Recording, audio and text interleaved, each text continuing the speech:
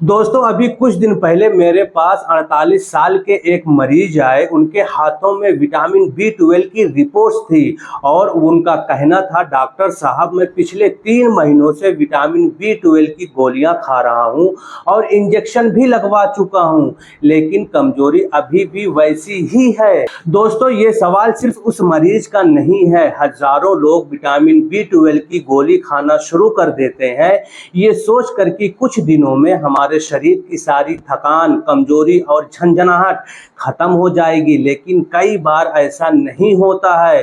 तो आखिर vitamin B12 की गोली लेने के बाद भी कमजोरी क्यों बनी रहती है, इसका कारण क्या है, आज की इस वीडियो में हम सब कुछ आसान भाषा में समझेंगे। तो दोस्तों वीडियो को आखिर तक जरूर देखिएगा। वीडियो पसंद आ जाए तो चैनल को सब्सक्राइब, लाइक, कमेंट भी कर दीजिएगा। तो दोस्तों सबसे पहला कारण है कि आपकी कमजोरी का कारण केवल विटामिन B12 की कमी नहीं हो सकती, क्योंकि बहुत से लोगों में आयरन की कमी, विटामिन D की कमी, थायराइड की समस्या और डायबिटीज की बीमारी की वजह से भी आपको कमजोरी, थकान और पैरों में झंझनाहट हो सकती है। अगर आपने सिर्फ विटामिन B12 की जांच कराई है और बाकी कारणों को छोड़ दिया है तो ये समस्या वहीं की वहीं रहेगी। इसका दूसरा कारण है दोस्तों, नसों को वापस ठीक होने में समय लगता है, क्योंकि दोस्तों अगर आपको विटामिन B12 की कमी महीनों या फिर सालों से चल रही है तो उसका आपके नसों पे काफी गहरा असर पड़ता है। दोस्तों ऐसे में आपके विटामिन B12 का स्तर कुछ हफ्तों में सामान्य हो सकता है, लेकिन आपको कमजोरी, झंझनाहट, आपके पैरों में सुन्नपन को खत्म होने में समय लग सकता है। इसका तीसरा कारण है, रिपोर्ट ठीक हो गई लेकिन शरीर पूरी तरह से रिकवर नहीं हुआ।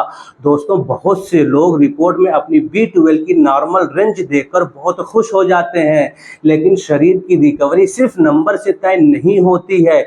आपके शरीर की मांसपेशियों की ताकत और नसों की मरम्मत और आपके ऊर्जा को वापस आने में समय लगता है। दोस्तों इसका चौथा कारण है कि विटामिन B12 की कमी के साथ साथ शरीर के दूसरे पोषक तत्वों की कमी भी हो सकती है, क्योंकि दोस्तों मरीज जो है विटामिन B12 की गोली तो खा रहा होता है, लेकिन प्रोटीन की मात्रा उतनी नहीं खा रहा होता है जितना उसको ज़रूरत पड़ती है, क्योंकि दोस्तों शरीर को जो है नई कोशिकाएं बनाने और ऊर्जा को वापस लाने के लिए सिर्फ विटामिन B12 की ज़रूरत नहीं बल्कि प्रोटीन, आयरन और बहुत सारे पोषक तत्वों की ज़रूरत पड़ती है। दोस्तों इसका पांचवा कारण है नींद और तनाव। आजकल बहुत से लोगों को दिन में कमजोरी महसूस होती है और उनको तुरंत लगता है कि शायद उनके शरीर में विटामिन B12 की कमी हो गई है, लेकिन दोस्तों अगर आपकी नींद पूरी नहीं हो रही है, दिन भर तनाव रहता है, शरीर को आराम नहीं मिलता है,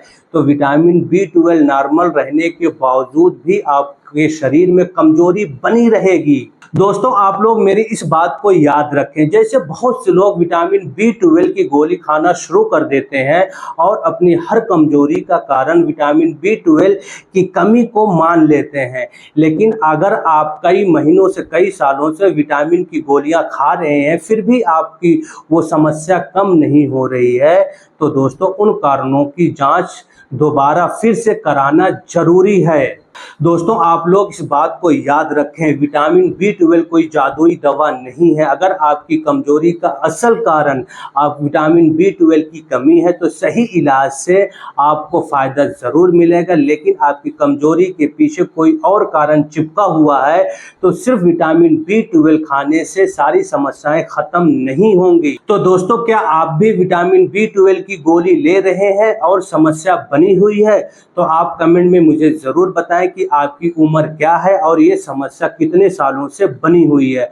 and thank you so much for watching my videos. Now bye bye.